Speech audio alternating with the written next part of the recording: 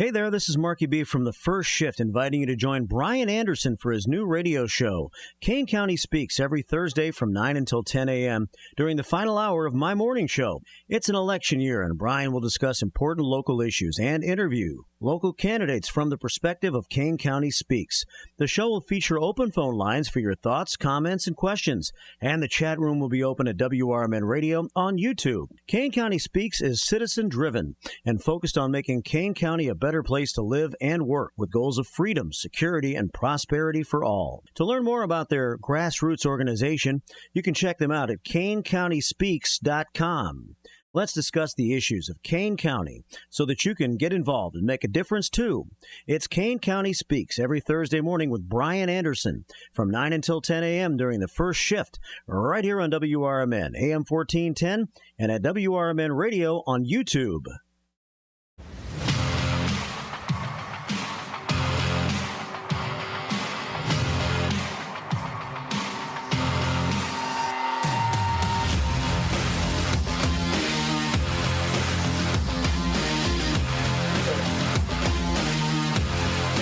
I can hear you. Welcome in, everyone, to On the Rise here at AM 1410 WRMN. Another Saturday morning here and another slew of sports for our listeners here. 4 hours worth, as always. 2 hours here on the Rise. And then another 2 hours with Marcus's The Truth About Chicago Sports. But, Derek, we have to start off with the MLB playoffs because they are on the rise right now. In fact, it is World Series time, everyone, as we approach the end of October.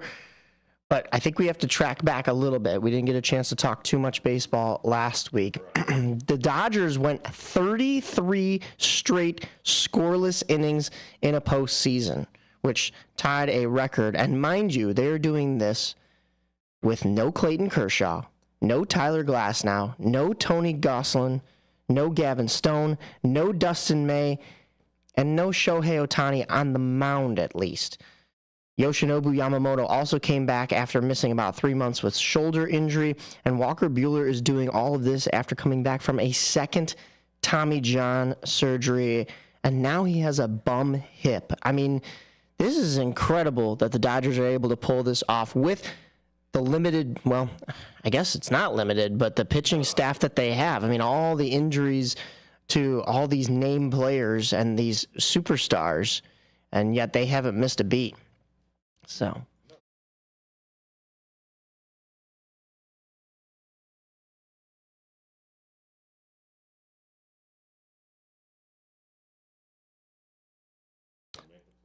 Yeah.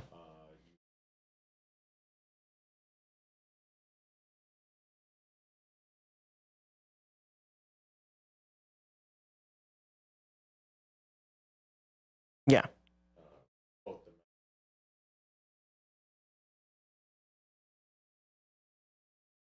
Of my probably the best playoff series that I can actually remember in a very long time. Yeah, and not to kind of spoil things, we're going to kind of recap here, but when the Yankees had clinched in the AL side of things, it was either going to be Yankees and Dodgers in the World Series or the Subway Series between the Yankees and the Mets. So, I mean, either way, it was destined to be exciting. Not to say that I don't think it would have been exciting to see the Guardians in it, but I don't know, there just weren't as many storylines there. And, of course, me being a Chicago White Sox fan, I don't want to see another AL Central team in there. I wouldn't have minded that too much. But, yeah, towards the end of both the NLCS and the ALCS, I wanted to see the West Coast versus East Coast. Yeah. You know, not only that, it was back to the Brooklyn Dodgers and the Bronx Bombers, the Yankees. So they've faced off, 7 or 8 times in the World Series, going back to, I think it was like the 60s.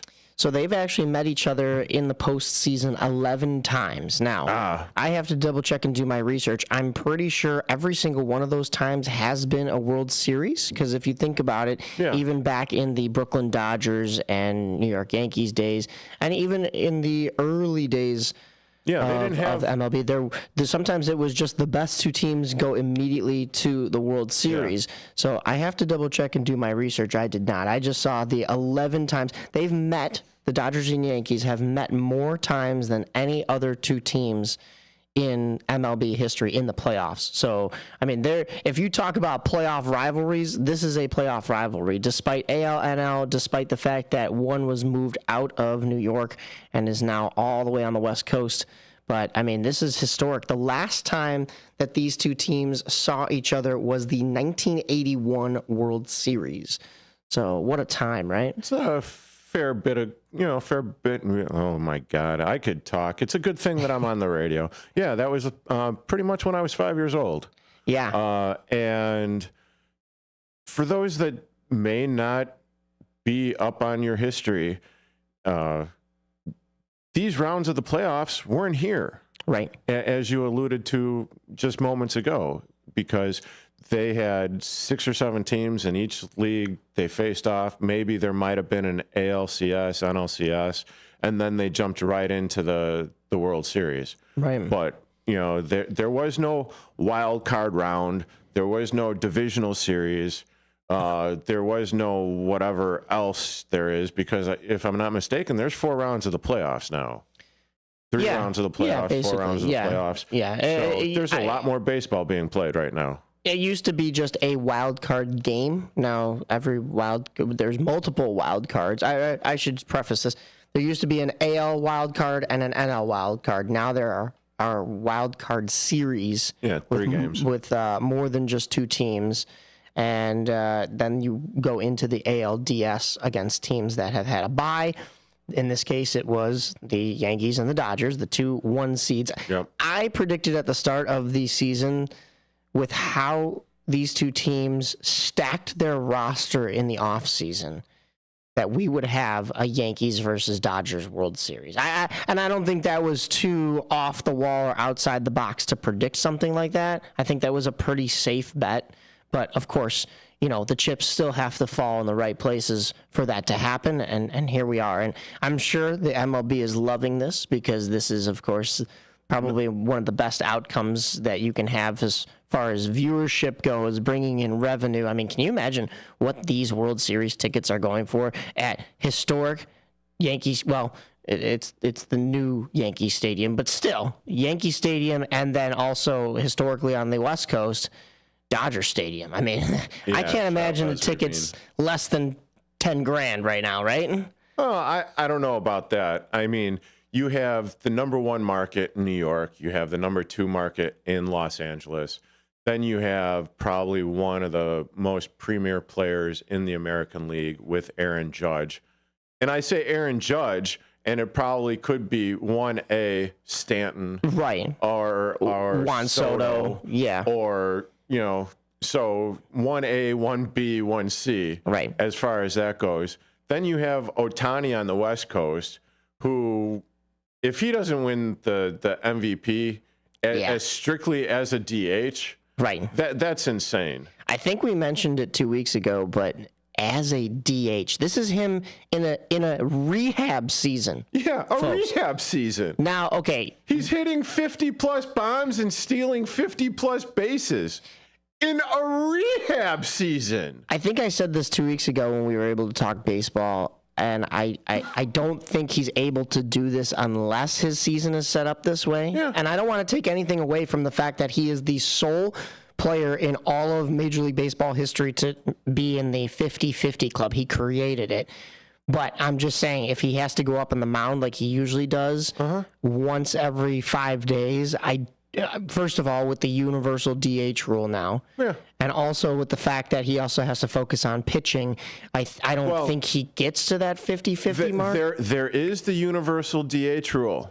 However, they've also created the Ohtani rule. Yeah, you can still bat him, right, as a pitcher. So, and you're not going to get penalized for taking him out of the game as for a DH. Right. But the problem is, though, I think is he would then have to focus on his pitching more. I mean, and not to say that he's not working on that behind the scenes right now, but coming off of Tommy John surgery, he has to limit how much he's using that arm and how much he's throwing, which is why he's also not a position player, which I believe he can do as well. Probably. So, I mean, right. Because the guy's a unicorn. When he's not pitching in a normal year, when he can pitch, when the other 4 games he doesn't pitch, right, he's, I believe, an outfielder. So it wasn't just like he was stuck at DH in those previous seasons. It's just this year he is completely limited to being a DH. But yet, I mean, it's not like you're not moving your arm around to swing a bat or steal a base. Yeah. I mean, he's still doing that in a rehab season, and that's the craziest part. We didn't really cover the CS side of things, so let's jump back into that NLDS. It was a 3-hit shutout of the Mets in Game 1, 9-0 for this Dodgers team. It'll date back that 33 consecutive scoreless innings from Jack Flaherty, Daniel Hudson, and Ben Kasparaitis. That goes back to NLDS Game 3. The Dodgers did lose that game 6-5, but they didn't give up a run in innings 3 through 8 after giving up 6 opposing runs to the San Diego Padres in the second inning. So that's 5 innings of that 33 innings right there. Then they won Game 4 8-0 to tie the series at 2 and bring things to a decisive Game 5. So that's 9 more innings of scoreless Dodgers pitching right there. Then they won Game 5 2-0. So another 9 innings. If you're keeping up with the math, that's 23. Game 1 versus the Mets was another 9 innings. Sorry, no, 24. Can't do math this morning.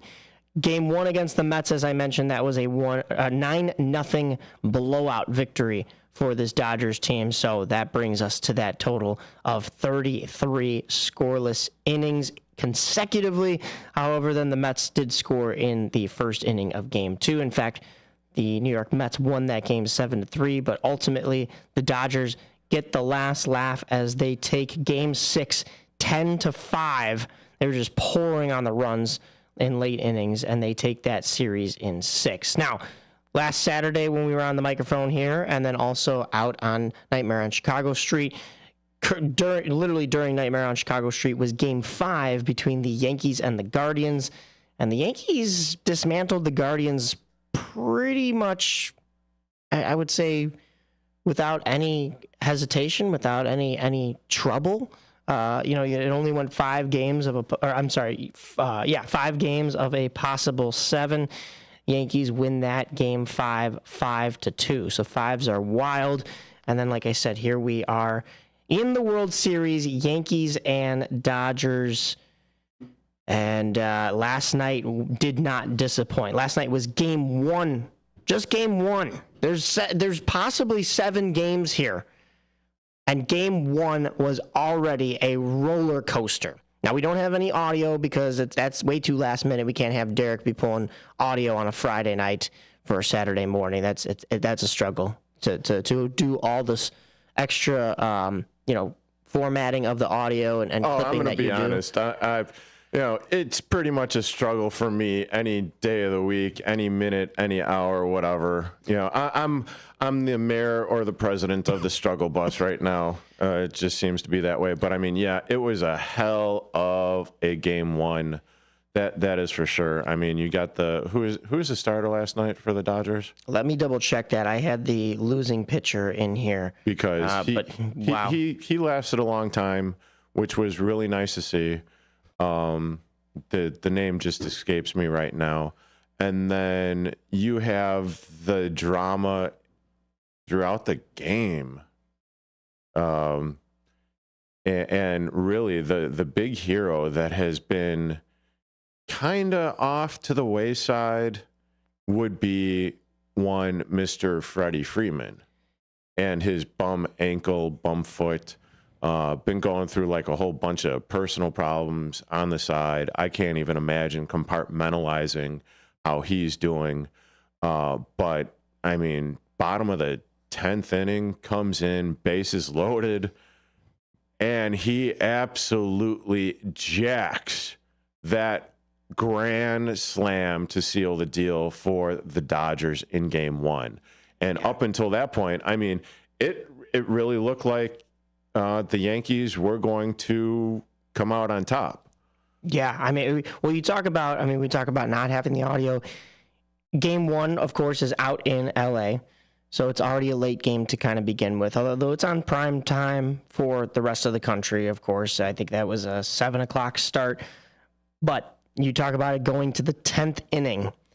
Now, if you're looking at the final score, 6-3 Dodgers, if you're doing your math, that means the Yankees scored in extra innings. In fact, they got that run in the top of the 10th. Yeah. So not only did the Dodgers have to score in the bottom of the 10th, but they did it in remarkable fashion. There has never been in the history of baseball a walk-off grand slam in a World Series game, and Game 1 between the Yankees and Dodgers, and we already have that. As you mentioned, Freddie Freeman goes yard. And I should have guessed, you were asking about the starting pitchers. This would have been my guess, but I didn't want to just throw it out there. Of course, it was Garrett Cole for the Yankees versus Jack Flaherty for the Dodgers. Yeah. Cole goes 6 innings, 4 hits, 1 earned run, 4 strikeouts. Gives him a 2.82 ERA in the playoffs. Jack Flaherty, 5 1/3 innings pitched, 5 hits, 2 earned runs, but 6 strikeouts. That's a 6.10 ERA in the playoffs. So that's a little bit tough for Jack Flaherty. Both teams using 6 pitchers in this game. So the bullpens were active already in Game 1. I mean, both teams, I'm thinking they're looking at analytics, they're looking at stats, they're looking at, okay, we don't want to leave a guy in too long and get caught with our pants down, basically. You know? But you're also talking about this is the World Series. Yeah. I remember back in 2016, and I'm going to regale you with, the Cubs World Series and Joe Maddon. Yep. And how I absolutely thought he overmanaged the playoffs. He overmanaged. But, I mean, don't get me wrong. The Cubs still won. Great. I mean, go Cubs, go, and all that shiatsu.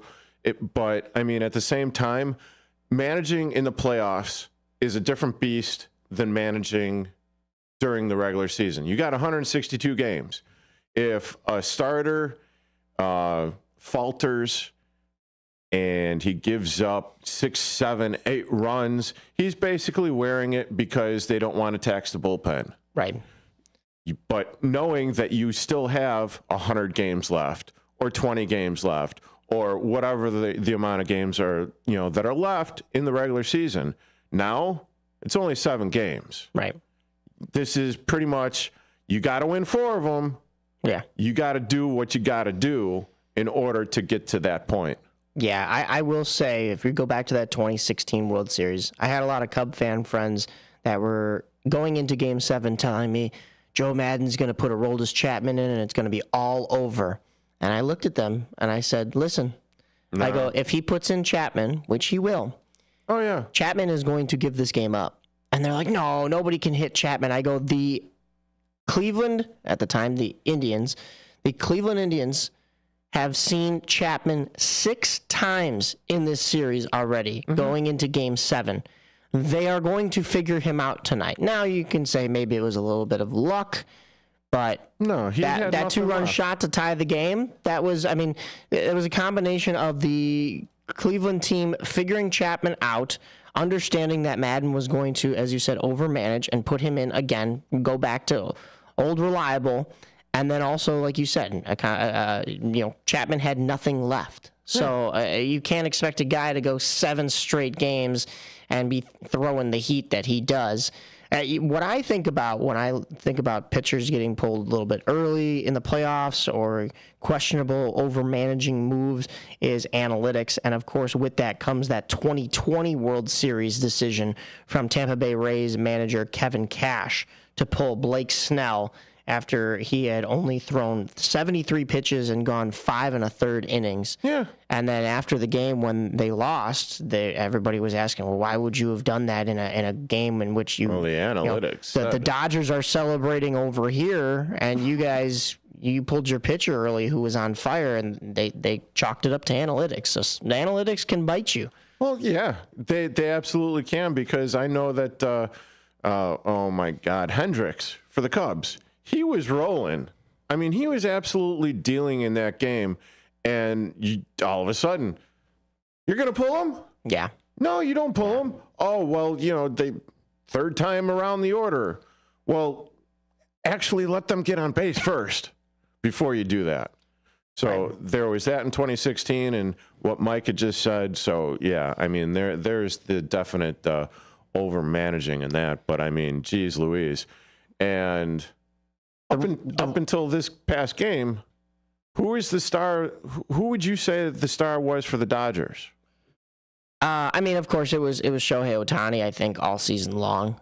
During the season, yeah. Right. But in the playoffs? Edman. Tommy Edman, yes. In the playoffs, yes. Holy hell. Yeah. Did anyone see that coming? I mean, he was picked up at the trade deadline, done absolutely nothing throughout the season. I mean, his batting average was maybe around like 225, 250, somewhere in between those marks. But, man, has there been a clutch player for the Dodgers? Because unless there was runners on base for Ohtani, he wasn't hitting. Right. Freddie Freeman, he had the ankle. I think I saw the stat of he was batting something around like 150, 175 before he had that first inning triple. And he gets that first inning triple on a bum ankle. Yeah. I mean, that right there, I was amazed because I didn't see that. And then, 10th inning. Yeah. You talk about Edman. He had 4 RBIs in that clinching game against the New York Mets.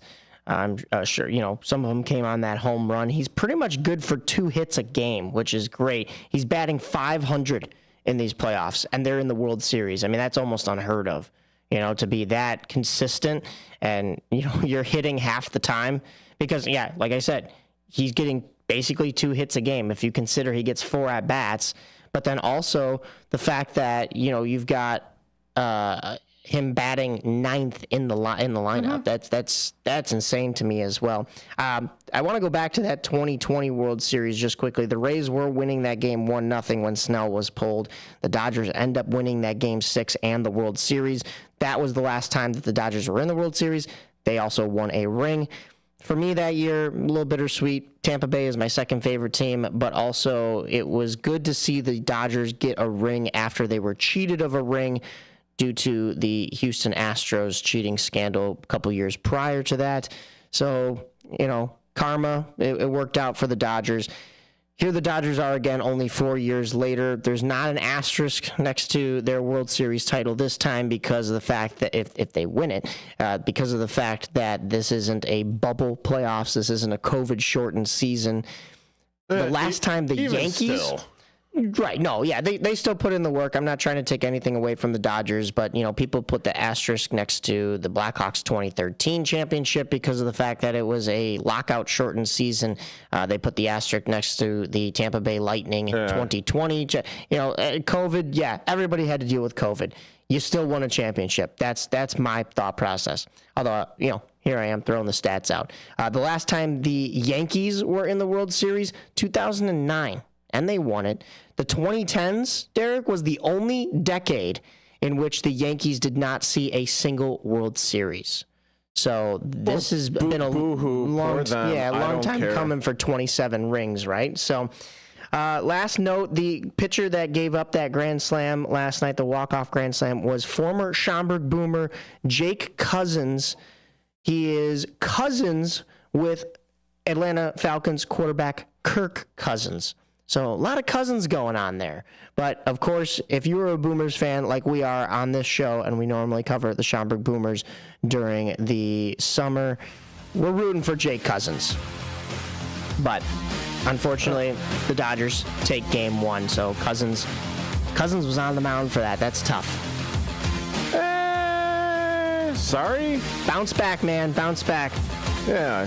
All right, we have a lot of hockey to get to right here on The Rise. You're listening to AM 1410 WRMN. I am Mike Napolitano alongside Derek Geyer. And let's get jumped into Blackhawks and Ice Hogs when we return. Yes, coming up, we will be also talking about the Sticks program from the Chicago Blackhawks. And as Mike has said, you are listening to 8 AM 1410 WRMN. Regular auto maintenance is one of the most important things for your car. Meineke Car Care Center at 376 Sundown Road in South Elgin covers all your automotive needs. From oil changes, brake services, and emission testing, Meineke's expert staff provides hard work and dedication with the utmost professionalism. Need an oil change? Visit Meineke in South Elgin for their 23-point inspection. Call 847-888-9644. Belux Bar and Grill, Wisconsin tells, is the quintessential American grill and bar, with refined rustic cuisine and award-winning libations. Their honest, feel-good food menu is complemented by a beer list to satisfy every taste. Classic cocktails and our signature shakes, rich and creamy with a splash of boozy goodness just to shake things up a little bit. Belux Grill and Bar, classic American cuisine with a contemporary twist. Take a historic walk through the home of America's greatest showman, Al Ringling. Located in Baraboo, Wisconsin, you can view the grand opulence on a guided tour, now hourly starting 11 a.m. to 3 p.m. Weekday tours begin on the veranda and on the weekends in the tap room of the Al Ringling Brewery. Behind the mansion, kick back and try a flight of craft beers and dine at this family-friendly stop. Visit alringlingmansion.com for more information. A recent Gallup poll indicated that 38% of Americans are putting off health care because of financial concerns, the highest ever recorded. I'm Dr. Bob Martin, here to serve you every Sunday afternoon from 1 to 4. Millions of Americans are seeking health advice that will not cost an arm and a leg, so I offer health tips and advice absolutely free. Listen to my show, Sunday afternoons from 1 to 4 right here on WRMN, AM 1410 and 96.7 FM, the voice of the Valley and the home of Radio Shopping Show. Businesses come in all shapes and sizes. Integrity doesn't. For more than a century, the Better Business Bureau has set the standards for how businesses should operate honestly and ethically. So when you're looking for a business you can trust, check to see who's BBB accredited and who isn't. Always choose the Better Business. Look for the BBB seal because it's looking out for you. That's why it's the sign of a better business. And find a better business anytime at bbb.org. Finding a reputable business shouldn't require luck or chance. But how can you tell who you can trust? Pro tip, the BBB connects people with businesses they can trust. So think of the BBB as the better, check with the BBB first because better businesses are honest and commit to high ethical standards bureau.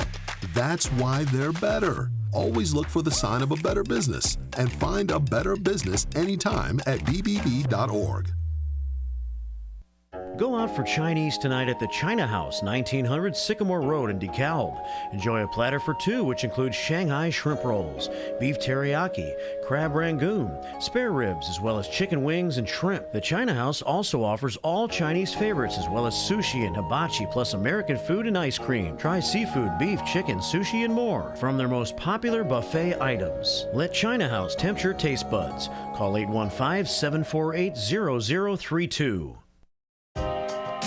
Take your family out or meet up with a friend for breakfast, lunch, or dinner at the Elgin IHOP, located at 101 Randall Road by the theater. They're open for dining 7 a.m. to 10 p.m. Stop in at 3 p.m. for happy hour with discounted meal deals for early birds starting at just $6. You can choose from breakfast choices like the pancake sundaes or juicy burgers or maybe a classic burrito bowl. Check out the menu at ihop.com today. You're currently listening to On the Rise with Mike Napolitano and Derek Geyer on 1410 AM WRMN.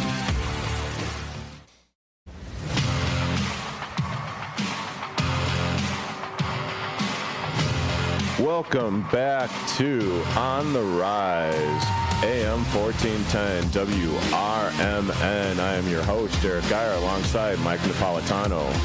We have a whole bunch of hockey to get for you, but before we do so, I would actually like to talk about the Sticks In initiative by the Chicago Blackhawks. A couple weeks ago, we had an interview with Cesar Perez.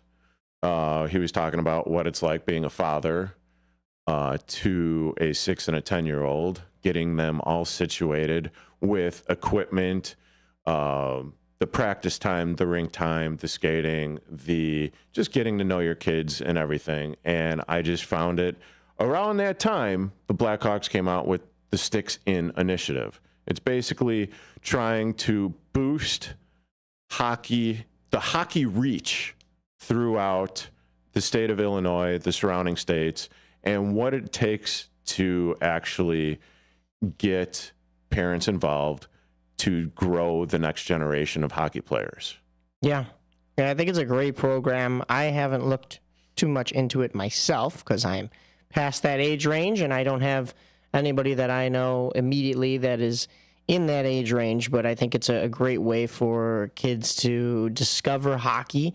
Hockey is a very expensive sport, at least it can be. In fact, it's actually more expensive in Canada these days than it is in the United States, which is a lot of the reason why United States hockey is surpassing Canadian hockey. I know, hard to believe, but this is a great way for kids that maybe can't afford it to understand what hockey is, get a taste, and just try it out, see if they like it, see if they get a free trial before you actually go ahead and invest into a sport like this, because it is a great sport, it is a great community, and the Blackhawks are just adding to that greatness with this initiative. Yeah, they have how to get started, they have the rinks, they have the clubs, players learn how to skate. So basically, I'm just going to take you through like the very beginning equipment. Well, actually, how old were you when you first started playing hockey, Mike? Well, it was different for me. I had club foot surgery as a baby, so when my parents would put skates on me when I was real little, I didn't like it. I hated it. It was everything felt wrong. Everything felt too tight. It hurt. So I really didn't get into. I mean, I would go to games with my dad, and I enjoyed watching the Blackhawks. And then, of course, after watching for a while, you get the itch to then try to go out there and play yourself. So for the longest time for me, it was street hockey. And I'm talking, I was in the United Center during those rough years, right before and after the lockout, 05, 06. And the Blackhawks couldn't fill the lower bowl and were struggling. In fact, we were right up on the glass the one time, and I was just looking at how quickly the game moved. And at that time, I only played baseball and soccer. Sure. And I'd see guys collide, and me being a soccer player, I'd be like, wait, like, can they do, is that allowed? Like, is that okay? Oh, you mean they're not taking dives? Yeah, I mean, they are taking dives, but I mean, they're actually, hits. I will say I was one of the few soccer players that I know that, I had a lot of great teammates and that didn't, but I don't dive. I just have that mentality that it's like, nah, like you only go down if you actually get hurt or something like that. Yeah, you get hit in the head with the stick, the puck, the groin, whatever. So, spear. There is a lot more diving in soccer than I'd like, especially I saw it as a referee. Sure. When I officiated soccer for a long time, and as a referee, I would just roll my eyes. I'm like, come on, get up, let's go. Like, it's just the way the two sports are built differently. Like, there's incentives for diving in soccer, whereas in hockey, there is such a thing as an embellishment. Yeah. So, I don't know, soccer, I think it's time to add that. But, the game of hockey was just different for me.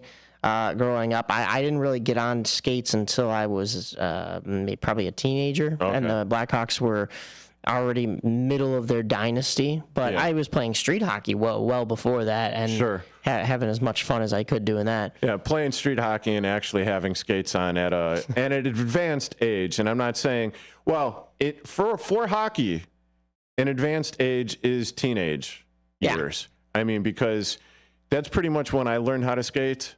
Yeah. If I would have done it earlier, I might have been a little bit better. But the Sticks In initiative, it's got how to get started, the rinks, the clubs, their story, the equipment guides, learning how to skate. Obviously, that would probably be step one. Yeah. If you're actually enjoying it, if your child is enjoying it, if you're enjoying it, because, I mean, let's face it, parents, this commitment to being a hockey parent, it is a big time consuming commitment. It's a dollar commitment. So play it against sports is probably going to be your best friend. And then, depending on like what kind of player they want to be, whether it's going to be offense, defense, and goalie. Because if you're going to be a goalie, you're going to spend a little bit more money doing this as well. But I just wanted to point that out because I thought it was a really cool initiative. Sticks In through the Chicago Blackhawks. Go to sticksin.com and, check it out. It's a nice follow-up to that conversation that you had with Caesar a couple weeks ago. And another thing, too, is when myself and Aaron Schellen and Eric Willowhite and Ethan Wiles, when we broadcast Nihil Hockey, the Blackhawks are a proud sponsor of that, and we're always getting the ad reads for their Learn to Skate events. So that is great that they provide that and do that, especially with that pretty much brand new Fifth Third Arena facility. That is, of course, it's been around for a while now, but It's still, you walk in there and it smells like a new car. So I enjoy it. Let's get into the Blackhawks themselves. Do we need to? Wow. Yeah. Last week we were talking about how, hey, the needle's pointing up. And they had a couple of good, they won 2 out of 3 games that we covered last week. Right. I just need to go to more games because when I'm there in person, it's like they're winning. Yeah, just as long as it's not on a first date. Oh, my goodness, yes. This is a new segment that we have here on The Rise called On the Fall.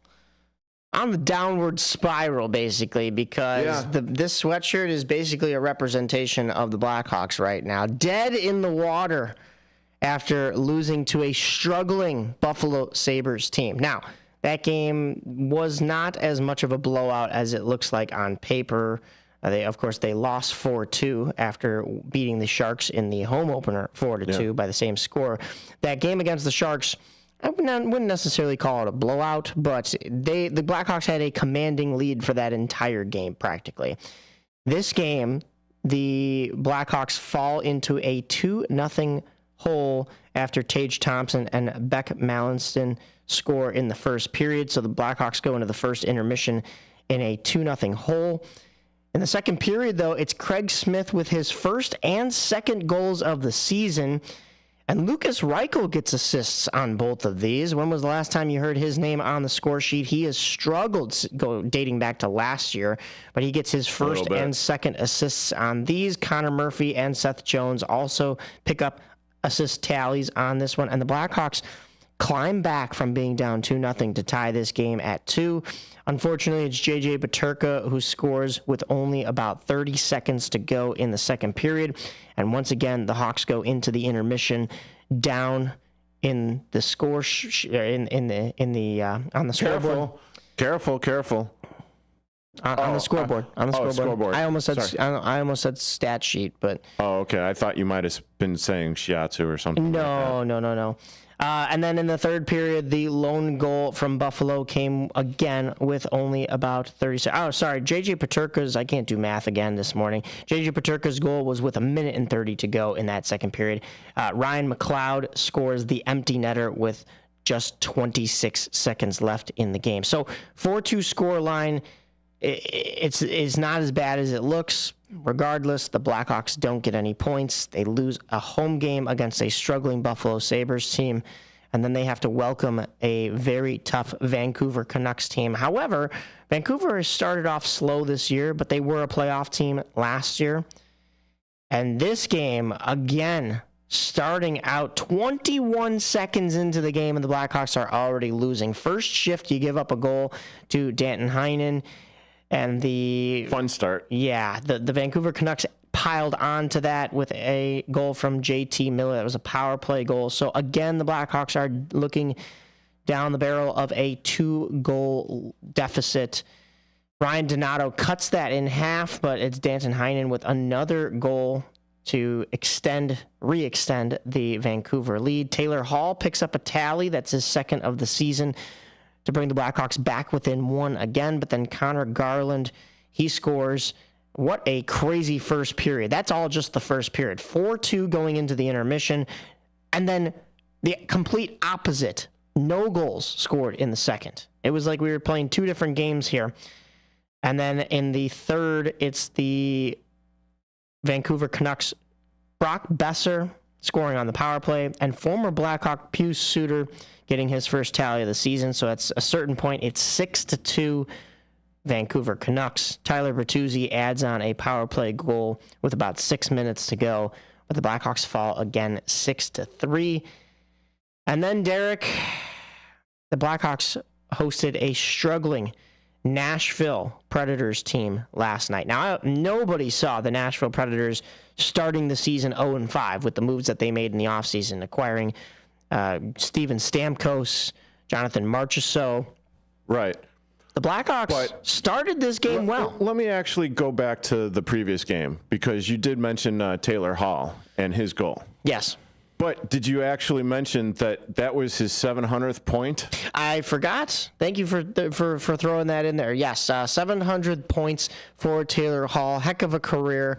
Former Edmonton Oiler player. Former Edmonton Oiler, former Arizona Coyote, former New Jersey Devil. I mean, you name it, he has been everywhere, despite the fact that he was a first overall pick. Yeah. He goes to a bunch of teams that for a while there, it was they said any team that has Taylor Hall on their team gets the first overall pick, which was kind of true in the case. The Blackhawks had already secured the first overall pick, but then picked up Taylor Hall during the offseason. So kind of out of order there. But for the while there, the New Jersey Devils were getting the first overall pick practically every year. Same thing with the Arizona. Well, actually, no, the Arizona Coyotes have never drafted first overall, which is now the Utah Hockey Club. Going back to, I did want to make one point, going back to that Sticks In initiative, I listened to an interview with Ryan Smith, who is the owner of both the Utah Jazz and now the Utah Hockey Club. He was saying that Salt Lake City, Utah, is the highest growing city in America as far as, exponential growth. They had 70,000 kids sign up for basketball for their learn to play programs from the Utah Jazz. I'm sorry, my headset must have been 70,000 kids. They had to order 70,000? Yes. They had to order 70,000 jerseys. And can you just imagine what that's going to do for hockey as well? I mean, you're going to see, we've already seen players like Austin Matthews who are now in the NHL, and it's a lot of the reason why is because of the programs that the Arizona Coyotes had. Arizona is the place that Austin Matthews grew up, Phoenix specifically, born in Mexico, but grew up in Arizona, and now he's playing in the NHL. And he's not the only one. You're going to start seeing kids pop up from all these towns that you would think would never even have a sheet of ice. Salt Lake City is going to be that next location. Well, and Salt Lake City is going to have plenty of sheets of ice to play hockey on. That is true. That is for sure. They're not quite as far south as Mexico or Phoenix. Arizona, yeah. But yes, 700 points for Taylor Hall is a phenomenal achievement. Congratulations, Taylor Hall. I am going to double back to these first two games in a second, but I just want to finish recapping the week that the Blackhawks had, the homestand that the Blackhawks had. 4 straight home games after starting on the road for 4 straight. Were you able to see any of it? That opening night that I was there. But Chicago Sports Network came out with a post the other day. I know you saw it because it was in our group chat with our buddy Grant, that they're pushing fans to sign up for DirecTV now with some kind of coupon code. I didn't even bother to look at it because, you know what? We were promised that we were going to have hockey and basketball on TV, and that, the Chicago Sports Network was going to strike a deal with all of your favorite streaming services that you already have and regular TV cable. Yeah. And still the only places that you can watch Chicago Blackhawks hockey and Chicago Bulls basketball are on over-the-air channels with an antenna, as if we're going backwards here in time. Yeah, and I found out that the actual broadcast or the beaming services, in order to get it on the antenna, are in, just over the border in Indiana.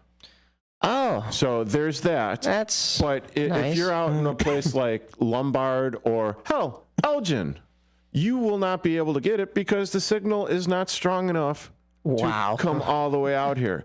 So you're pretty much like shiatsu out of luck with that. I know it's not solely on them. It's a case of them having to work with these streaming services and these other TV providers. I did hear that it was Comcast or Xfinity that wanted to put the channel on their highest package, which, okay, so if you already have Xfinity and you're paying a certain price, now in order to get Blackhawks and Bulls and eventually White Sox in the summer, you're going to have to pay for like the premium package, so an extra like $20 a month or something like that. So Chicago Sports Network didn't want to do that to the fans, and I commend them for that. But I do commend them for that. This deal is dragging its feet, if there even is a deal on the table at this point. And you know from previous experiences with Comcast, they do not care whether or not they move forward. Right. They're going to make their money regardless. If the premium packages, is another $20,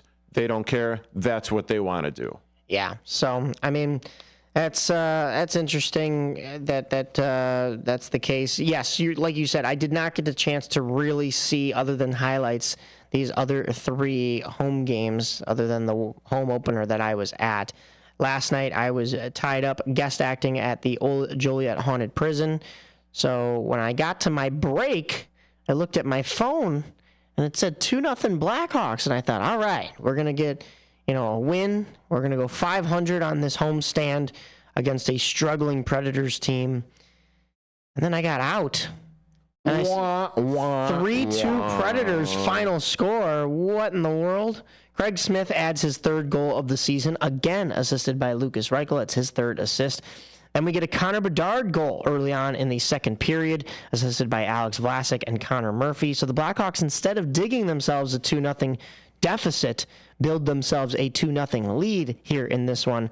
But it's Philip Forsberg who scores with about 6 minutes to go in the second period to cut the lead in half. Gustav Nyquist adds a shorthanded tally to tie the game. Not only is it a shorthanded goal, but it is the equalizer. So momentum shift, wind taken out of the Blackhawks' sails, and then Brady Shea adds his 2nd of the season on a power play goal, 13:07 into the 3rd period, and that is how this one stands. And the Blackhawks lose 3 of their 4 games at home this past week in this 4-game homestand before they go on the road. Not a great showing at home for this Blackhawks squad, and it's been an interesting start to the season. I know I was worried. I think you were worried as well in preseason. And we're starting to see that worry carry over into the regular season. Philip Kurashev was actually a healthy scratch in that Vancouver game, and that was a very interesting move for Kyle Davidson. Luke Richardson. Head coach Luke Richardson, not the GM Kyle Davidson, but head coach Luke Richardson. That was mostly a message to the rest of the team that, hey, if the second line center could get benched because he hasn't been producing like he has last year. Now, he has had a significant drop-off in ice time. Sure. Going from the first line and playing alongside Connor Bedard last year, having 19 minutes a game, to now only averaging about 15 minutes. Also, you're not playing with Connor Bedard, like I said. However, we're talking that is a message to the team. And we mentioned Taylor Hall getting his 700th point. That's just, he elevated his game because that message was sent to the entire locker room. Usually you would see the healthy scratches as Andres Athanasiou, or of course Frank Nazar was battling for that second line center position, but was sent down to Rockford to start the season. So if Philip Kurashev isn't cutting it either and is going to get sit, that's an interesting move. We also talked about Lucas Reichel having, honestly, a great week, and we haven't seen a whole lot from him within the last season and even the start of this season. So it's nice to see him maybe starting to get fired up. But the Blackhawks are in an interesting position. Philip Kurashev is not even on that second unit power play Rem Pitlick was on the Blackhawks' second power play unit last year, and he was just a whim pickup. Rem Pitlick pickup, sorry, was just a win pickup. I see what you did there. From the Pittsburgh Penguins last year, when the Blackhawks just had so many injuries, they just needed a warm, healthy body basically at that point. So, the power play has been questionable for this Blackhawks squad. They go from the Sahara to the rainforest. Yeah, I mean, it's been inconsistent for sure. But for Philip Kurashev to not be at least on that second unit, it's kind of saying something. Yeah. And I hope that gets sorted out. From what I've heard this last week in practice, the Blackhawks were focusing on their neutral zone and defensive zone coverage. Now, most of the time, you're playing zone coverage in the NHL, unless it's maybe a little bit of an even rush going the other way, a 3-on-3 rush or a 2-on-2, then maybe you're playing man, but it's not really all that heard of. But also gapping up is huge, and I don't know if I've talked about gapping up on this show before, but that's where, as a defenseman, you have to gauge how quickly the attacker's coming at you and when you need to start skating backwards and pinching him off into the boards or maybe even to the center of the ice, but typically you want to keep them to the outsides and the perimeter. But you pace it so that, you're, as a defenseman, you're skating backwards and you meet that attacker at the right point. You don't want to just give him the blue line, but you also don't want to let him blow by you either. So the Blackhawks have been working on that, and hopefully it pays off because the rest of their schedule this week is not all that much better. And before we get to that, I'm just going to say something that I saw during one of the Canucks game. Yeah. It was an opportunity for Connor Bedard. He seemed to be getting frustrated. Obviously, it is. They're not doing good. Right. He's missing opportunities. They're not really doing all that good. But he banged his stick on the boards, broke the stick. The stick came flying back, or the blade of his stick came flying back in his face and hit him in the face, off the shoulders and everything. I'm like, dude, we need you in this season. Yeah, don't do injured. anything stupid. Don't get a Carlos Quentin type injury. You mean where you punch the wall or something? Oh, Carlos Zambrano, yeah. Oh, well, yeah, Quentin was the same. Must have been something with a guy named Carlos, or maybe it's guys with the first name that starts with C. I hope it's not, because then that means Connor Bedard's in that group. But no, Carlos Quentin would break the bat over his leg and get himself injured. But yeah, my goodness, that's tough. I could see the frustration, and it's going to mount as the Blackhawks have a tough week. Saturday, October 26th, that's today, a 7 p.m. start against Dallas in Dallas. Then Colorado in Colorado on Monday at 8 p.m. Thursday, Halloween against San Jose in San Jose at 9:30. And then next Saturday, we will be on the mic again, but a 3 p.m. start in Los Angeles against the Kings. And that road trip doesn't end there, but we'll cover the rest of the road trip next week when we talk hockey. We got more hockey to talk here, Derek. Are you guys hockeyed out yet? I don't think so. We got more right here for you on the Rise, AM 1410 WRMN.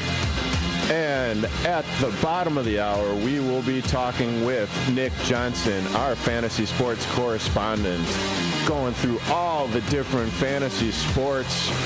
Well, football, really, but we'll be talking to him at the bottom of the hour. Crime is up in Illinois, and I'm not sitting back to wait and watch dangerous, radical left policies destroy Kane County. I'm Andrew Sosnowski. I have over 35 years of experience with prosecutions of crime, advocating for victims and children. I will root out the causes of crime and be the lead county prosecutor who will fight for our freedom, safety, and security. Vote Andrew Sosnowski for Kane County State's Attorney. I'm Andrew Sosnowski, and I approve this message. Paid for by Sosnowski for Kane Committee. Battery Batteries Plus Bulbs is more than batteries and bulbs. It's your repair shop for Apple devices, Samsung Galaxy devices, and more. Located on Randall Road, just south of 20 in Elgin, Batteries Plus Bulbs fills all your battery and light bulb needs in one stop. They have the largest selection of batteries for ATVs, cameras, phones, laptops, scooters, cars and homes, and everything else. Looking to save money with energy-efficient LED or holiday lighting? Stop in at Batteries Plus Bulbs in Elgin. Go to batteriesplus.com for special offers. Your hometown radio station since 1949. We are WRMN AM 1410, Elgin time, 9 o'clock.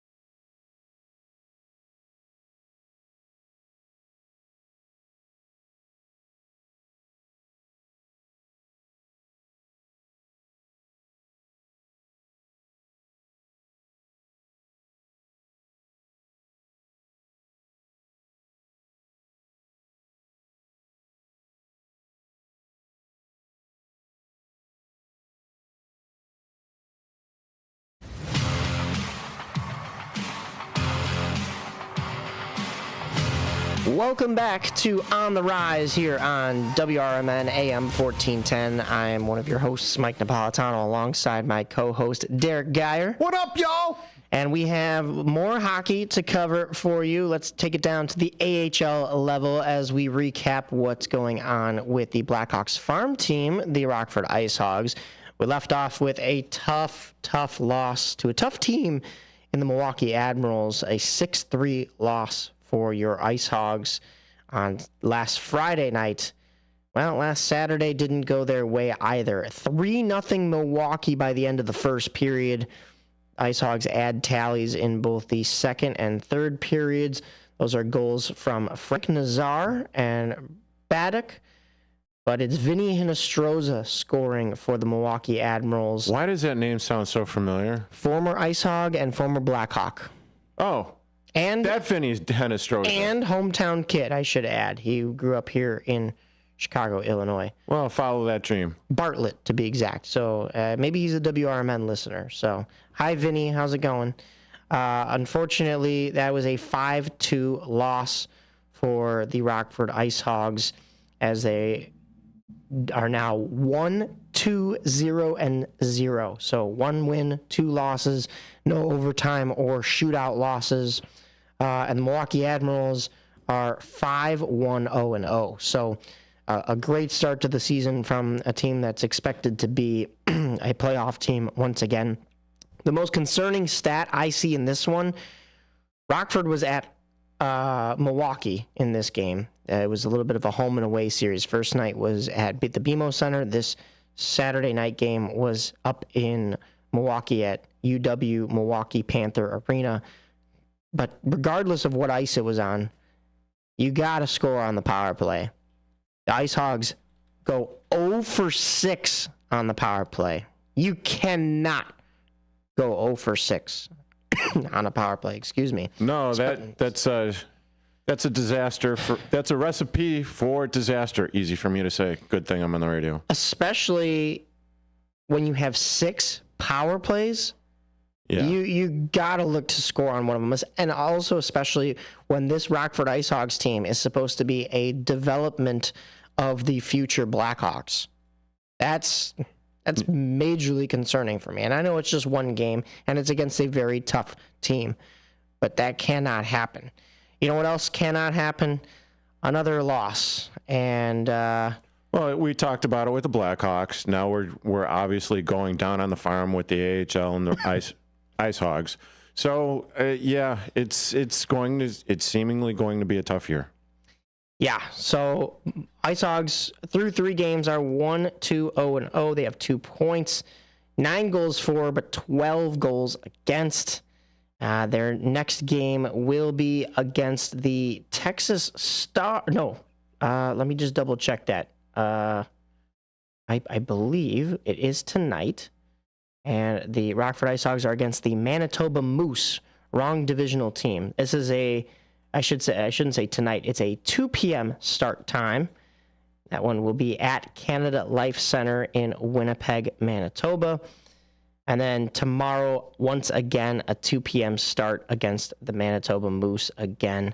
Then looking ahead at the next week for this IceHogs team, there's a couple more games as I pull up the schedule here. I will say the IceHogs website, not to criticize you guys, but it's a little bit of a struggle to find everything I'm looking for here. And then I'm using also the AHL website to pull my stats, which isn't much better. But the next home game for this Rockford IceHogs team will be November 2nd at 7 p.m. against the Chicago Wolves. And we're going to just jump into the Wolves right after this, but take a look at the future schedule as well. I mentioned those 2 games against Manitoba, but then you have a November 1st, so that's next Friday, a 6 p.m. start time in Grand Rapids against the Griffins before coming home for that game against the Chicago Wolves. So, as we mentioned, the Chicago Wolves, let's take a look at how they did this week. Spoiler alert, not much better. we have to go back to that last Saturday that we were talking about. We jumped off the air here. And what's today, the 26th? Man, I can't keep my days straight here anymore. But the Chicago Wolves were up against the Hershey Bears last Sunday. I'm going to start out with the Sunday game because it was also an abysmal showing from our teams here on the Rise. The Wolves lose this one 5-0. Now, the Wolves were playing the Hershey Bears. The Ice Hogs were playing the Milwaukee Admirals. Both of those teams, Milwaukee Admirals and the Hershey Bears, were in the Calder Cup finals last year. So the toughest opponents you can match up against. But a 5-0 loss for the Wolves. They give up 2 in the first, 1 in the second, 2 in the third. Go 0 for 4 on the power play. I mean, practically a similar stat line. And a shutout is a little bit more concerning than it was on the Ice Hogs side of things. They did not get shut out on Saturday, though. That was also in Hershey, Pennsylvania. That was the first game against the Bears. The Wolves won this one in OT. Both teams score a goal in the second. Both teams score a goal in the third. But it's the Wolves that get the shot from Scott Morrow to put this one away. And it was Bradley Nadeau, drafted in that same Connor Bedard draft by the Carolina Hurricanes, opening the scoring for Chicago. It's Brendan Lemieux that tallies in the third. So they hang in there with this Hershey Bears team, and they get the win. And once again, though, 0 for 4 on the power play. The special teams in the AHL is just struggling for both of our teams. But the Wolves are now 1-2-1. Hershey is 4-1-1 as we fast forward into this weekend. Did you have something you wanted to add in there, Derek? Well, as you had mentioned, the Wolves were going against Hershey. They were in the Calder Cup finals last year, but they were able to eke it out. The following game was a Sunday, right? And they got their arses handed to them, 5-0. Yeah. I think it's just a matter of the organization potentially being a little bit better, a little bit more self-scouting what they need to do. So they were able to clamp down on the Wolves in that game. Yeah. And with the 5-0 deficit, there's not much that doesn't seem like there was anything going on for the Wolves there. Honestly, though, a good showing that past weekend from the Wolves. You split games in Hershey. That's tough to do. Yeah. So getting that first overtime win was huge. Getting shut out on a Sunday kind of looks like you phoned it in, but it's tough. It's a tough Hershey team. Speaking of overtime, though, the Wolves went to overtime last night with the Milwaukee Admirals. So the Wolves had the pleasure of playing both Calder Cup finalists within a 7-day span. And just like how the Rockford Ice Hogs turned out, the Wolves lost to the Admirals. However, this one was in overtime, so the Wolves did earn a point. And that's what the 1-2-1, or I should say 1-2-1-0 record chalks up to be. The Milwaukee Admirals, I mentioned, are 5-1-0-0. That is after this last night's game. Both teams go 1 for 3 on the power play. It's the Milwaukee Admirals that find themselves in a hole after Sean Morrow scores in order to open the scoring. Sorry, Scott Morrow. I keep getting his first name wrong. He opens the scoring for this Chicago team. However, it's Svechkov who scores to tie things up in that same frame. No goals in the third, so we go to overtime to decide this one. 39 seconds into overtime. And who is it? Once again, it's Vinny Hinostroza scoring to give this Milwaukee Admirals team the victory. So not the best for this Chicago Wolves team. I will say, though, Vinny Hinostroza now leads the league in goals. So, I mean, if there's ever a guy to score, it's going to be that guy these days, at least. I mean, it's early on in the season, but he seems to be on fire already. Today, Saturday, October 26th, is a big day for the Chicago Wolves as they finally get a chance to come home, and it is our Halloween.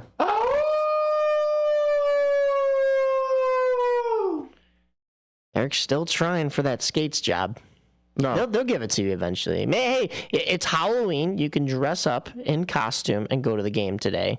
So maybe, Derek, you dress up as Skates, and then nobody knows who the real Skates is. And then you have to have a howl off to see who is the better mascot for the Chicago Wolves. He wins. Yes, today is the Halloween event at Allstate Arena.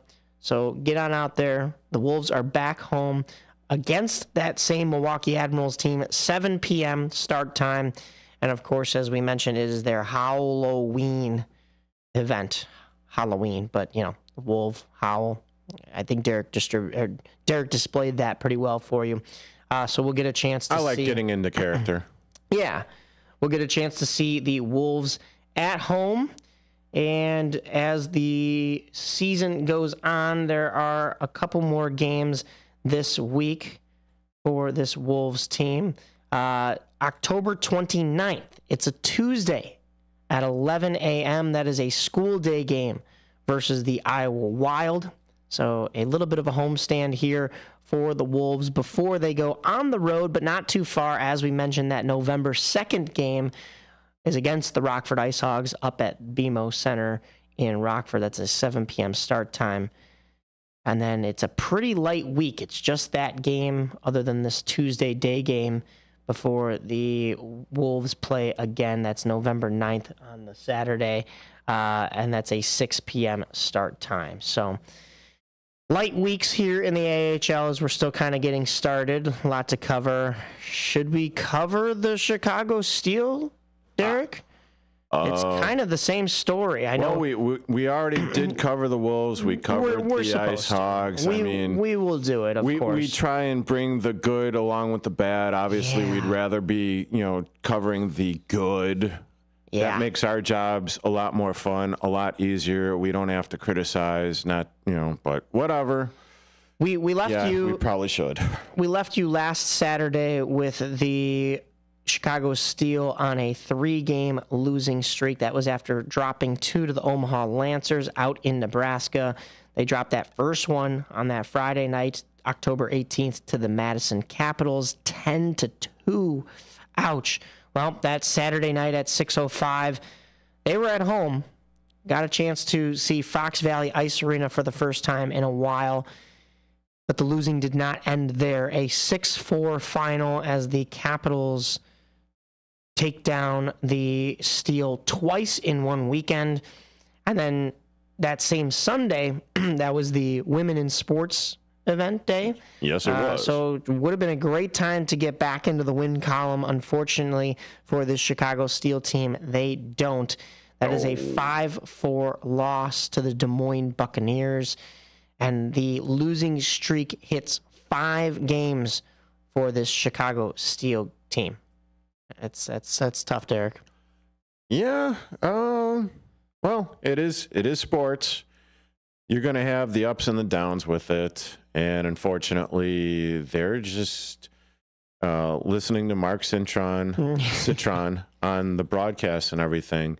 I mean, he pretty much wears it on his sleeve where you could hear the good and then the bad.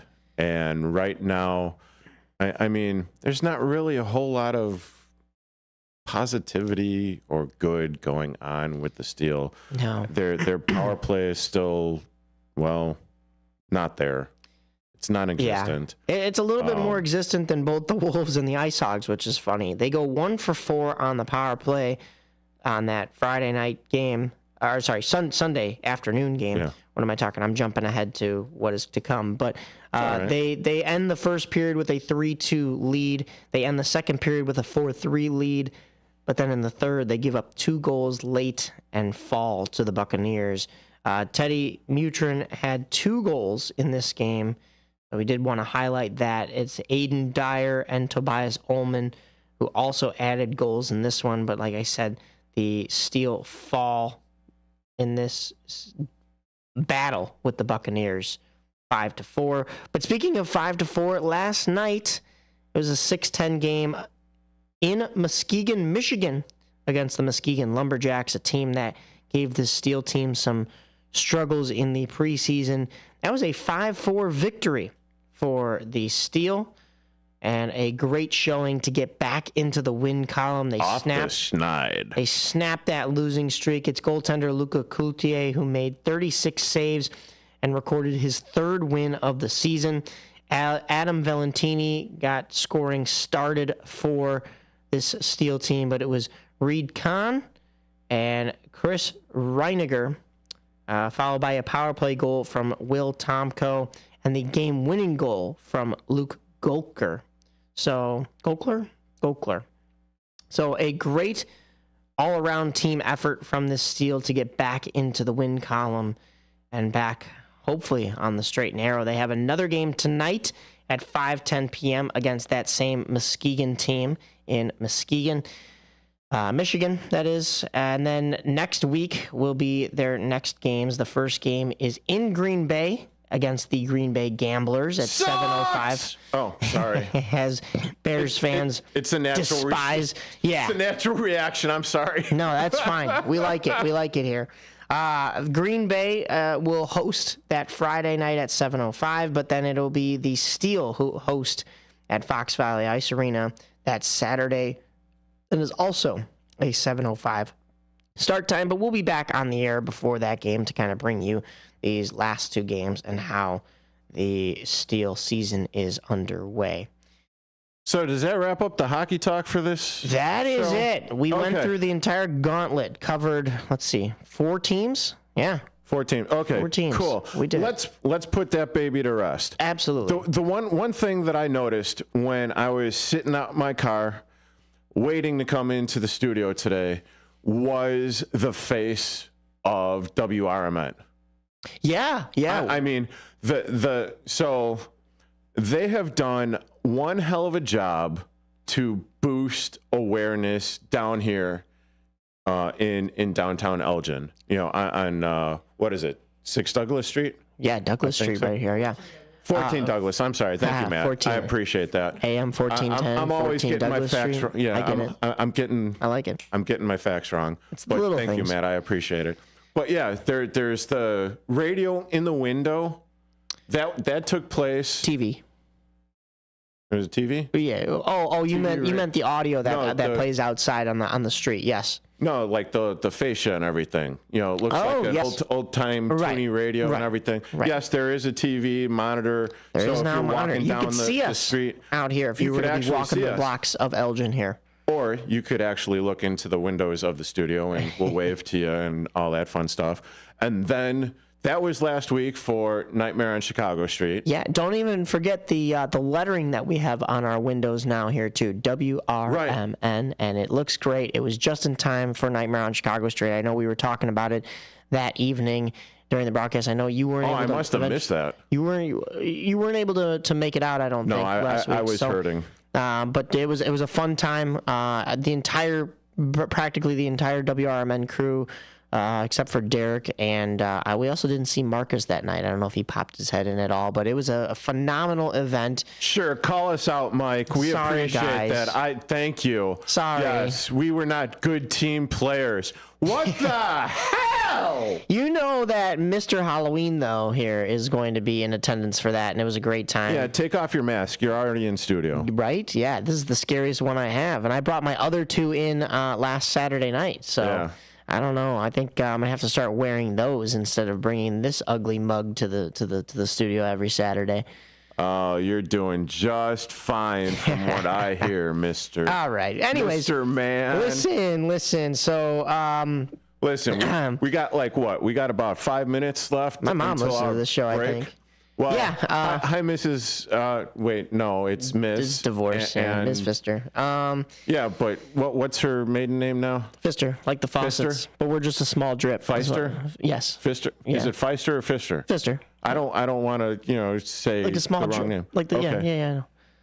Thanks for listening, Miss Pfister. Yeah. We appreciate it. Like the faucets. thank you for Mike and all of his sports acumen and stories and all of that stuff. So I hope we she's appreciate awake. that. I hope she's actually listening to this. Well, you know, my dad's probably listening. She could tune in on the AM 1410 WRMN YouTube app. Yeah.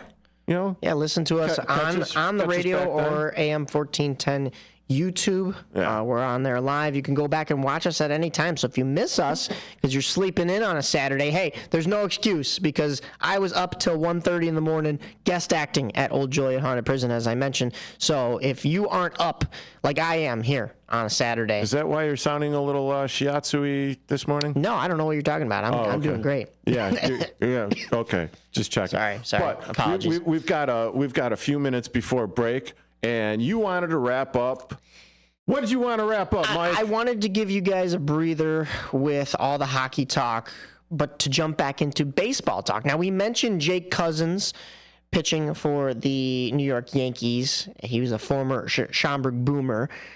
We really didn't give you a recap of how the rest of those playoffs went, considering the Boomers missed it. We were so busy covering the Kane County Cougars and their phenomenal undefeated run in the playoffs, winning the championship in the American Association. But the Frontier League, the Quebec Capitales won the championship for the third straight season. A three-peat.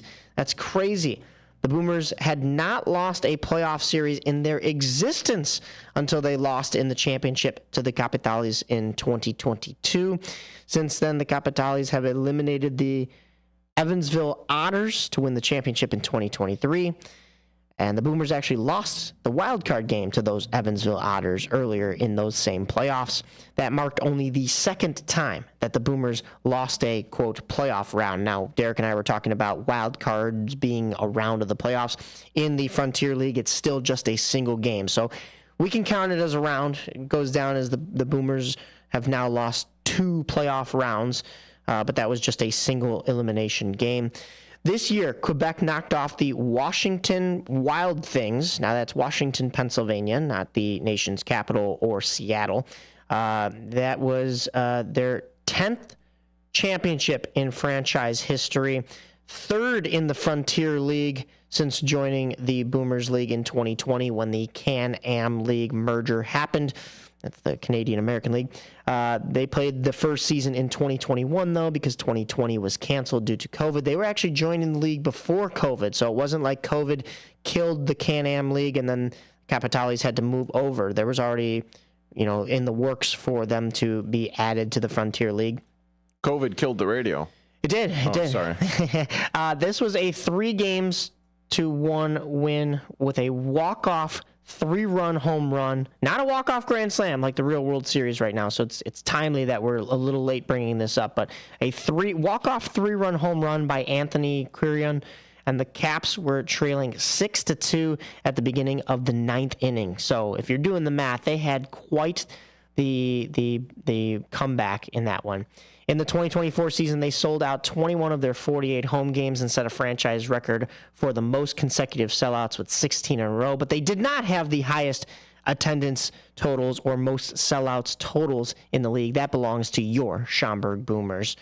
So 2025 is going to be interesting for this Boomers team, and we are excited to cover that in the spring. However, we're still in winter here, which means we have to cover some fantasy football here with Nick Johnston. Fantasy football will be coming up in the next segment, so yes. All right. That is all from live Derek and I here from the 14 Douglas Studio 14 here on AM 1410 WRMN. But stick around for the bottom half of the hour where they get into all your fantasy football picks with our correspondent Nick Johnson. That's Derek Geyer and Nick Johnston. And then at the top of the hour, it'll be The Truth About Chicago Sports with your host, Marcus Mack. You're listening to AM 1410 WRMN. I am Mike Napolitano alongside my co-host, Derek Geyer. See you next week, everyone. But stick around for our final segment here. And if you are listening to us right now, we appreciate it. But you could also tune into the WRMN app on TuneIn or the smart speaker, or go to WRMN1410.com. Thanks for listening. Okay, antibodies, huddle up. We're a great team, but the flu is dominating. The good news is the human we're protecting just got his flu shot. That means all of us antibodies have strong new gear that will help us fight and defend against the flu. We must win so that our human can stay healthy and help protect the people he cares about most. Let's work as a team to defend against the flu. Gear up with a flu shot to help protect yourself and others and reduce your risk of being sick or hospitalized with the flu. Learn more at getmyflushot.org. Brought to you by the AMA, CDC, and the Ad Council. Are you ready to take your brand to the next level? Image 360 South Elgin is your ultimate destination for custom signs and visual communication solutions. Looking to rebrand your office interior? Need striking vehicle wraps or decals for your fleet? Or perhaps you're in the market for a standout trade show display? At Image 360 South Elgin, they've got you covered. As your full-service custom sign and graphics partner, they deliver bold solutions and exceptional support. From outdoor signage to eye-catching store signs, indoor graphics to comprehensive branding solutions, they have the experience to elevate your brand's presence. Trust Image 360 to create a long-term partnership that gives your brand 360 degrees of exposure. Visit them at 506 Sundown Road in South Elgin. Image 360 South Elgin. Bold solutions, exceptional support. Oh no, I just hit that post and my car's got a dent. Uh-oh, better get Maaco. Oh yeah? Where are they? Maaco is America's body shop. They're the world's largest provider of paint and collision services. They're located at 212 Western Avenue in Carpentersville, across from Spring Hill Mall. I've used them. Check out my car. Wow, looking good. Everything was so easy and affordable. Hummer and staff were super friendly and really knew their stuff. I'm going to call them now. Mention WRMN 1410 at the Carpentersville Maaco and receive 10% off today. The Distance Social, your spot for great craft cocktails with meaningful conversation. Whether you're out entertaining a group or out for a memorable nightcap, the Distance Social is your spot for starting or ending the perfect evening. Located at 314 North River Street in beautiful East Dundee, Illinois. Go the distance and find your social at the Distance Social.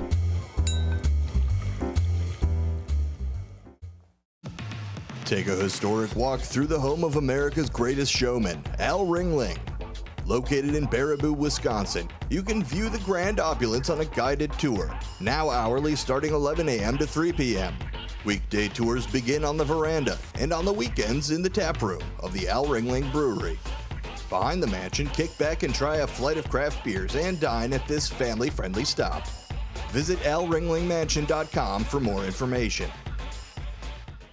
Hide out with friends at Galati's Hideaway in Cary. It's the perfect place for lunch, dinner, and specialty drinks. Check out their sports bar for the best spot to watch games. Try Galati's Dining Room for a relaxing night of dining on their signature Italian dishes. Try their great pizza or the Build Your Own Burger. Galati's Hideaway also has a large variety of entree favorites like prime filet, steak kebabs, salmon, and ribs. Book your party in their banquet room. Visit GalatisHideaway.com. A recent Gallup poll indicated that 38% of Americans are putting off health care because of financial concerns, the highest ever recorded. I'm Dr. Bob Martin, here to serve you every Sunday afternoon from 1 to 4. Millions of Americans are seeking health advice that will not cost an arm and a leg, so I offer health tips and advice absolutely free. Listen to my show, Sunday afternoons from 1 to 4 right here on WRMN, AM 1410 and 96.7 FM, the voice of the Valley and the home of Radio Shopping Show. This is On the Rise with Mike Napolitano and Derek Geyer on 1410 AM WRMN.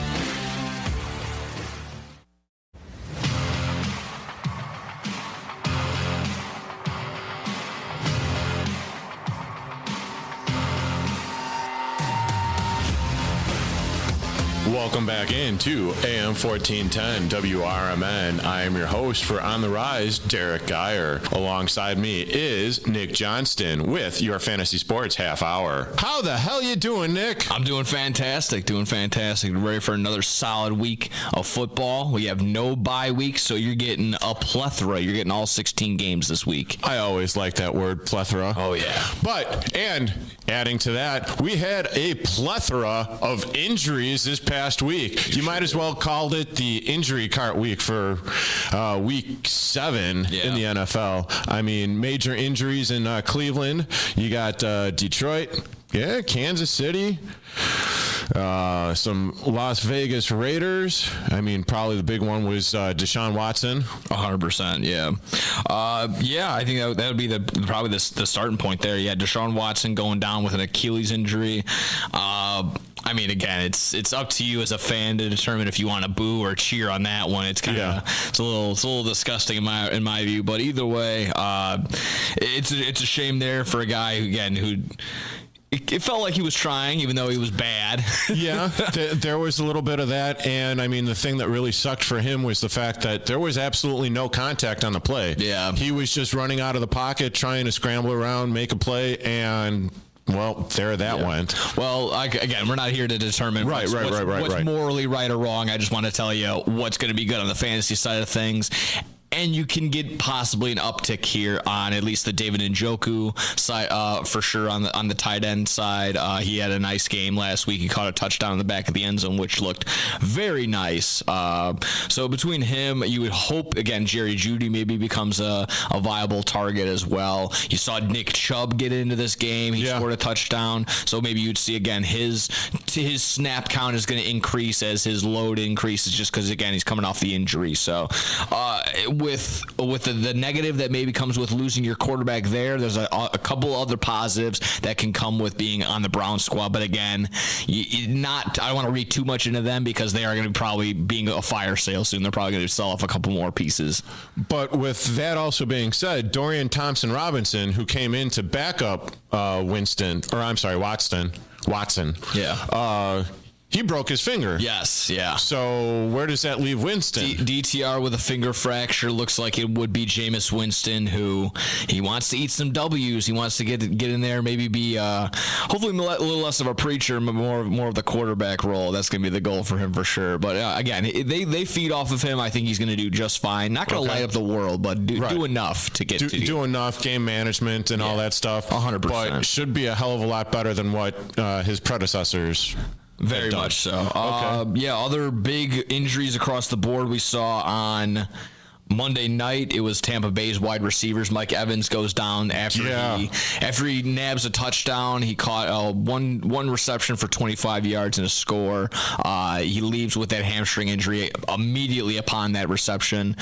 Re-aggravated it. He had been dealing with it all week, and then sure enough, it gets bothered in the game. So that's a shame. It's not going to be long term. I'm sure maybe week to week is what they might label him as, but. Unfortunately, Chris Godwin going to be out the rest of the season. They called it a dislocated ankle, and then he's going to have to have surgery on it, which is going to most likely end his season on the year. Yeah, huge loss. But again, when one door closes, another opportunity opens for somebody else, so that a guy like McMillan can get in there. He was probably the hot waiver wire ad of the week. He was targeted 8 times, only caught 3 balls for 15 yards. So do with that as you may. Clearly, the target share is there. It's just a matter of what he can do with it. So, again, a ton of options right there. I also saw an uptick in Cade Otton, the tight end, being added as well. So, again, in that poor, hellacious world of tight ends, that might be a solid name to add right there. Yeah, and he was definitely seeing a lot more targets in that game for sure. What do you make of Juju Smith-Schuster for Kansas City? That was a shame. I think that also led to one of the other big headlines that they added on the week was this trade that we'll get to in just a second. But yeah, Juju most likely going to be down for a little bit, which is why the Kansas City Chiefs made the move. Not a crazy move by any sort of means, but getting a solid name in DeAndre Hopkins over on the squad from the Tennessee Titans. Tennessee made a couple moves as well, just beyond that. But DeAndre Hopkins to the Chiefs, it would have been a huge get, 5 years ago, but it's not anything to hop on DeAndre Hopkins because, it's just a little bit older, but that veteran presence with Hopkins, it's gonna be a fantastic connection. Again, I don't think he's gonna light the world on fire. He's not gonna be 10 receptions for 200 yards and 3 scores, but he'll be one of the more consistent targets now for arguably the greatest quarterback that's playing right now in Patrick Mahomes. So I would be okay with that. I would be okay with that if I was a Chiefs fan, but not the most excited because, you want some bigger names when you hear a guy like, well, Cooper Kupp, who's become available and also maybe be around for this Thursday night game against the Vikings. So that ought to be interesting. Cooper Kupp, even Puka Nacua being in the whispers of getting back into it. So while we got some unhealthy people, we got some healthy people getting back in order, which is why we want to point that out for sure. Yeah, just in time to get traded away, get healthy, get traded. The Rams are on there too. There's rumors of Matthew Stafford being on the move, Puka, Cooper. So there's not a lot of these pieces are going to be bolted to the ground. Well, it might be a couple more names, big names being traded away before this deadline happens. I also see, Tua. I mean, again, all people that could be coming back soon. Tua Tagovailoa. I'm sure I just probably butchered that one for sure. Well, you probably said it a lot better than I would have. that is for sure. Because he should be coming back from his concussion protocol. Should be. Yes. Yeah. That's the big questionable. Question. Of course. Again, I'm not going to be the one that tells you, but I would probably put a guy on a Guardians cap if I were him. But I'm not Tua. But again, I would take away from what that is what Tyreek Hill's excitement was, and he was also quoted already in saying like, "Hey, if you got me in fantasy, start me." He's gonna be ready. And that was also one of the other things that I heard prior to this recording is the fact that with Tua being out, they've only averaged about 10 points in a game. Yeah. So that is a huge add with Tua being there. Whenever Tua gets back and is healthy again, it's not too crazy, but he lights the world on fire. He helps out Tyreek Hill immensely. Okay. You see that. You can just look over the box score and it proves it for itself for sure. Yeah. Just going down the line, I see Rashid Shaheed of the New Orleans Saints going to be out. And we're also looking at possibly Chris Olave coming back from his concussion protocol. So that would be pretty nice again, just to keep the balancing act there. But again, Rashid Shaheed, who was looking like slowly becoming the number one target in New Orleans, off those big bombs, those touchdowns, those long drives. Unfortunately, he's going to be done for the season and he will be out. But again, hopefully Olave gets back in there and he's ready to roll. Finally, I actually got two more really quick. DK Metcalf. Looking like he was week to week, but if he can get in there and he can definitely monitor him, make sure he's healthy, ready to roll.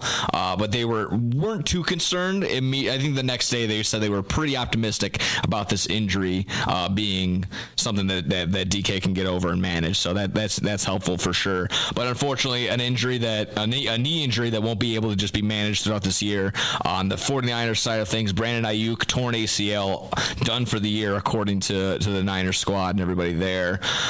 You just paid this guy. You were looking for something big. He had been subpar. He had been kind of doing enough, but just not nothing too big. And sure enough, he ends very unfortunately with a torn ACL. Yeah. And then look at Debo. He was actually hospitalized on Monday for pneumonia. Yeah, for pneumonia. They had found they found fluid in his lungs, which is, again, that's not a good thing. Don't want that. But he was later released. So hopefully after just a week of getting cleared up, it's not going to be gone. He's going to be still lingering with some illness, but I'm sure he'll still play to some sort of extent, but he's not going to be 100%. So look for him. Look for Jawan Jennings and Ricky Parcell. Parcell. That's I'm gonna go with the final answer on that one. Ironically enough, the guy that was shot in the beginning of the season is now one of the most healthy 49ers on the squad. Yeah, that's a little insane. Yeah, to say the least. I mean, geez, Louise. You have the 49ers. It seems like every big stud that they have went down. Same thing with the Chiefs. I mean, somehow the Chiefs are managing to do what the Chiefs do. The Chiefs are just winning. They know how to win. If there's anything that they know how to do, it's exactly that. They find ways to win. They might be, for you or for me, they might be the definition of like falling up the stairs. Yeah, right. type deal. Right. They just know how to squeak out wins. They're doing exactly that. It's just a matter of they are the Chiefs. Adding Hopkins is a big hunt there, but but guys that are on the Raiders, even DBs are like, I'm not intimidated by anything. I'm not intimidated by Patrick Mahomes still. So that might be that sense around the league where, they're a little weak. Maybe make sure you go for the head type deal if you're a Marvel fan. Gotcha.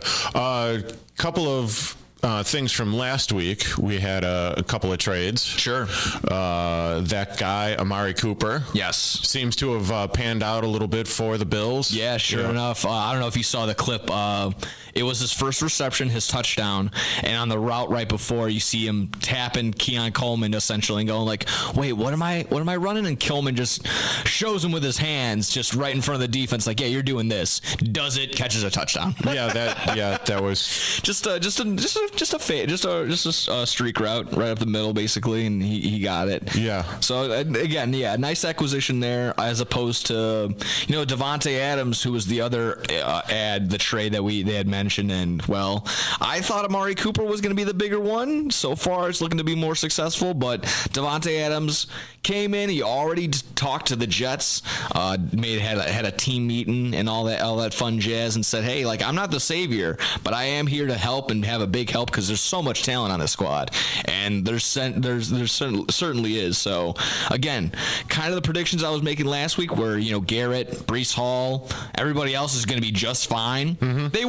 They were just fine, and they actually had a nice little uptick as well. But it could be everybody eats type deal. It's just going to be a matter of, hey, Aaron Rodgers, you can actually be able to make these connections, build up on it. Let's go do that. Yeah, and the biggest play as far as I was concerned in that Jets game was the fact that Davante Adams was actually able to come back and make a tackle on an Aaron Rodgers interception that actually saved a touchdown. Yeah, internet went wild with that one because the way he just jumped with all of his legs just spread out like that. So yeah, it was a nice little meme. It was a nice picture right there for sure.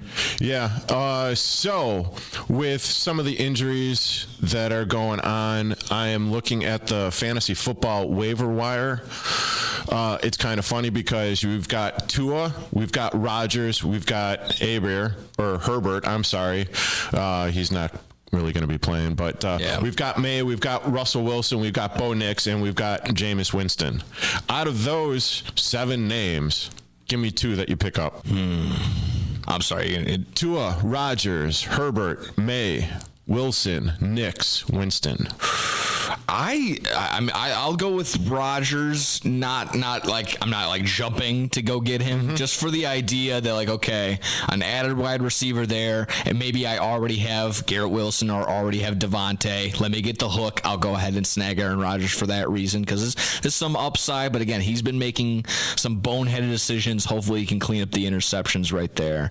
I'm not jumping. And again, I'm not jumping out of my seat to go get Jameis Winston. That can almost be like maybe a couple weeks thing, and maybe they go seek somebody out because you already saw it last year. They had 4 quarterbacks and played them all. They'll probably end up doing the same thing this year and having 4 to 5 quarterbacks start for them. And well, not gonna result in a playoff berth, but it'll be exactly that. You know what? Shockingly, and again, I'll leave it with this one. Bo Nix has very similar numbers to the guy that is currently the number one for MVP in the odds, and that's Patrick Mahomes. Okay. So again, as long as he can control the ball and he's not throwing it any which way, as long as Bo Nix can control and not just turn it over, which he hasn't been doing these past couple of games. He's been relying on his defense, relying on that run game. Javonte Williams had a big game on last Thursday. So you got, again, QB is slim, but yeah, you can take a couple cracks at these guys. It's worth it. Okay, not that there's a whole lot of running back injuries because I don't believe we really covered anything with that. No, running backs were the highlight on Sunday. Honestly, they scored so many points between Breece, Jahmyr Gibbs, Javonte on Thursday. My goodness, Rashard White had 2 touchdowns. Saquon Barkley had a humongous game.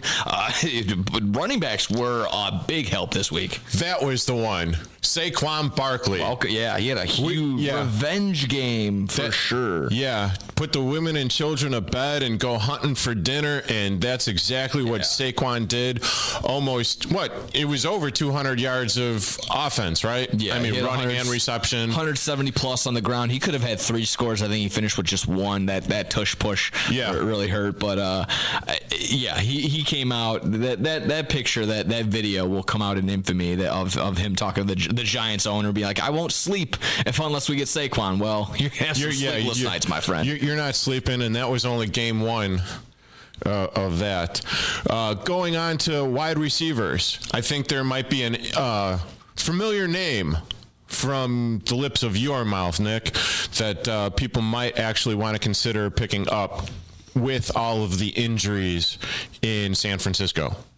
Yeah. So Jawan Jennings. Yes, sir. Yeah, Jawan Jennings is going to be the role. Ding, ding, ding, ding. Yes. Jawan Jennings might be the ad for sure. Like I also mentioned, Ricky Parcell going to be the good navigator right there. And then, like I said, I had Jalen McMillan of the Tampa Bay Buccaneers is what everyone's really looking at. Okay. That route again with the idea that Mike Evans could be out for some time, and then with Chris Godwin out the rest of the season, McMillan might be the route there. Okay. But yeah. What about maybe Keon Coleman? Keon Coleman, if he's available, I would definitely go seek him out as well. You would only hope with a veteran like Amari Cooper, you can get in his ear, teach him a little bit of stuff, so maybe his game increases just the slightest. He's on pace. I think Keon Coleman it'll get in a groove for him. Okay. And what about Romeo Doubs? Romeo Doubs, probably one of the biggest ads of the week for sure. Out of nowhere, he's had 2 solid games. I'll try and pull up his stat line. I actually did add him in my league for that exact reason. Yeah, these past 2 weeks, I think he's 14 targets in these past 2 weeks, 19.9 in 1 week in week 6, and then week 7, 17.4 because he caught 2 touchdowns in week 6.